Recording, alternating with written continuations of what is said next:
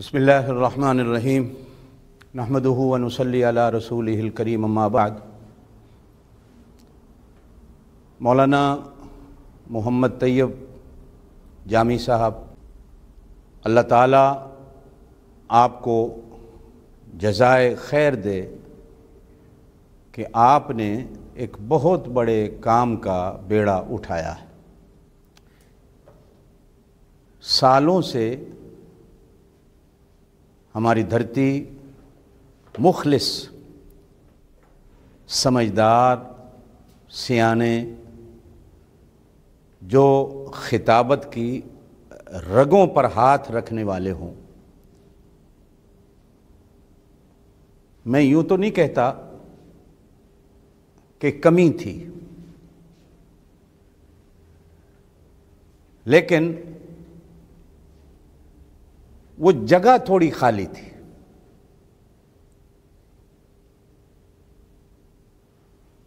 استاد الخطباء حضرت مولانا محمد ضیاء القاسمی مرحوم کے اس دنیا سے چلے جانے کے بعد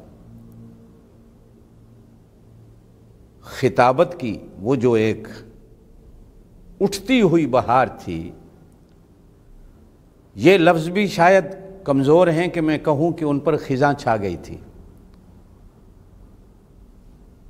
البتہ اتنا ضرور ہے کہ وہ پر لطف بہار، پر مغز بہار جو سر سے لے کر پیروں تک جسم کے جوڑ جوڑ کو ٹھنڈک پہنچا دے، اس کی کمی ہو گئی تھی۔ خطبات قاسمی نے ہزاروں طالب علموں کو خطیب بنایا۔ ہو سکتا ہے بعض میرے حضرات میری اس بات کو سچ نہ مانیں، لیکن میں نے ہزاروں علماء خطباء کو جمعے والے دن خطبات قاسمی کا مطالعہ کرتے ہوئے دیکھا اور پایا ہے۔ خطابت ایک فن ہے، اور یہ فن نبیوں کی سنت ہے، صحابہ کرام کی سنت ہے۔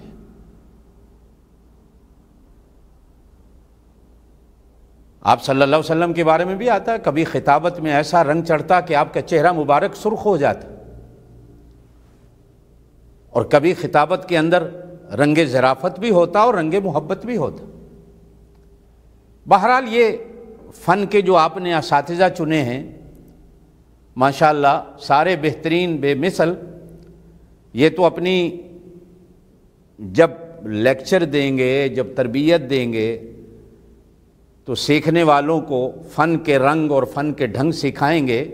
کہنے کا مطلب یہ ہے کہ خطابت ایک فن ہے، اور یہ فن نبیوں کی سنت ہے، صحابہ کرام کی سنت ہے، علماء اولیاء کی سنت ہے، اور یہ ہماری دھرتی مدتوں سے، سال ہا سال سے اس کی پیاسی تھی۔ علم صرف اور علم نحو والوں نے اس کے کورس صرف اور نحو کے شروع کیے، قراء حضرات نے علم قرات کے کورس شروع کیے، مفسرین حضرات عام طور پر شعبان اور رمضان میں دورہ تفسیر یعنی تفسیر کے کورس کراتے ہیں، محدثین حدیث کا کورس کراتے ہیں، علم میراث کے ماہرین علم میراث کا کورس کراتے ہیں۔ کوئی چیز ایسی نہیں جو تربیت کے بغیر آئے۔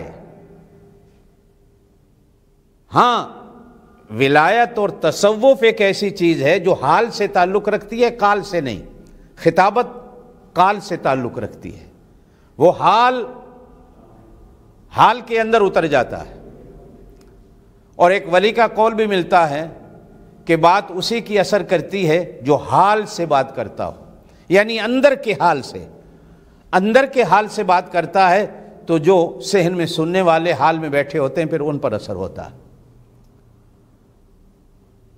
آپ حضرات نے اس فن کی جو ابتدا کی ہے سیکھنے والوں کے لیے، یہ قابل صد مبارکباد ہے۔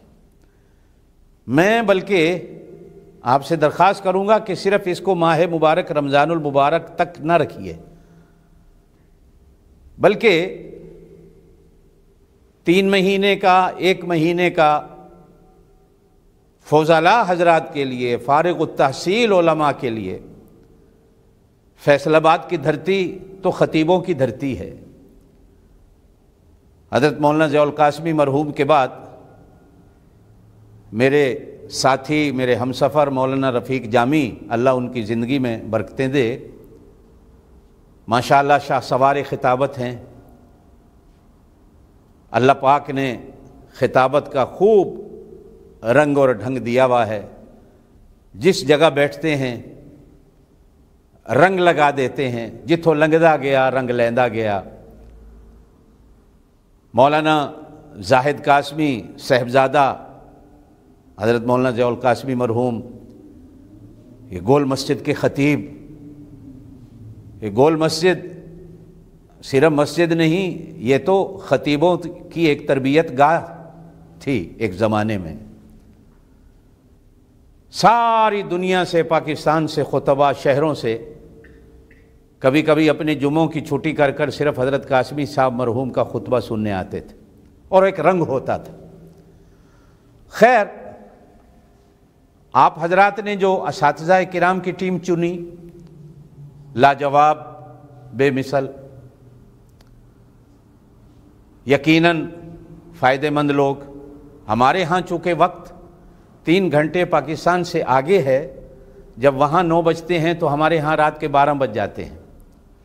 جی تو میرا بہت تھا کہ میں بھی اس کلاس میں طالب علم بن کر بیٹھ جاتا، اپنے بڑوں سے کچھ سیکھتا، لیکن ہمارے ہاں وقت ایسا ہے، اور رمضان المبارک کی مصروفیات دن کو بھی اور رات کو بھی، تو ان مصروفیات انشاءاللہ کوشش ضرور ہوگی کہ کبھی وقت نکالیں۔ تو میری ایک درخواست ہے آپ سے کہ اگر رمضان المبارک کے بعد مستقل طور پر فضلاء حضرات کے لیے، اور ان حضرات سے ہفتے میں دوسرے دن، تیسرے دن 1 گھنٹہ 2 گھنٹے اگر مل جائیں، یقیناً یہ آپ کو انکار نہیں کریں گے۔ اور یہ حضرات جو آپ نے چنے ہیں، یہ وہ فیسوں والے بھی نہیں ہیں کہ آپ سے 1 گھنٹے کی اتنی فیس مانگ لیں گے، یہ ہو جائے گا وہ ہو جائے گا۔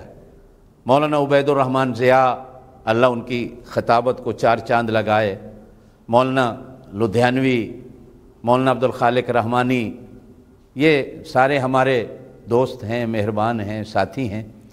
میں آج اپنے ہانگ کانگ کے علماء سے بھی درخواست کر رہا تھا کہ اس کورس میں شریک ہو جاؤ، تو ہو سکتا ہے انشاءاللہ کچھ ہمارے اساتذہ کرام، علماء کرام اپنا وقت نکالیں اور ان حضرات کے فیوض سے بہریاب ہوں، فائدہ مند ہوں انشاءاللہ۔ اور عام حضرات بھی کہ اگر جن کے پاس رات کو وقت ہوتا ہے، چونکہ ہمارے ہاں کی دنیا ایسی ہے کہ کچھ لوگ رات کو بھی نوکریاں کرتے ہیں، کچھ لوگ دن کو بھی نوکریاں کرتے ہیں، کچھ لوگ ایسے ہیں جو 24 گھنٹے کرتے ہیں، اور موبائل فون کا یہ فائدہ ہے کہ اس دولت سے وہ مالا مال ہو سکیں گے۔ تو میں دعاؤں میں بھی اور بالخصوص اس آپ کے پروگرام کو آگے چلانے اور پھیلانے کے لیے بھی انشاءاللہ اس دعوت میں مصروف رہوں گا، دوستوں کو توجہ دلاؤں گا کہ وہ آپ حضرات کی اس کاوش کو داد بھی دیں، سنیں بھی صحیح، اور اس سے فائدہ مند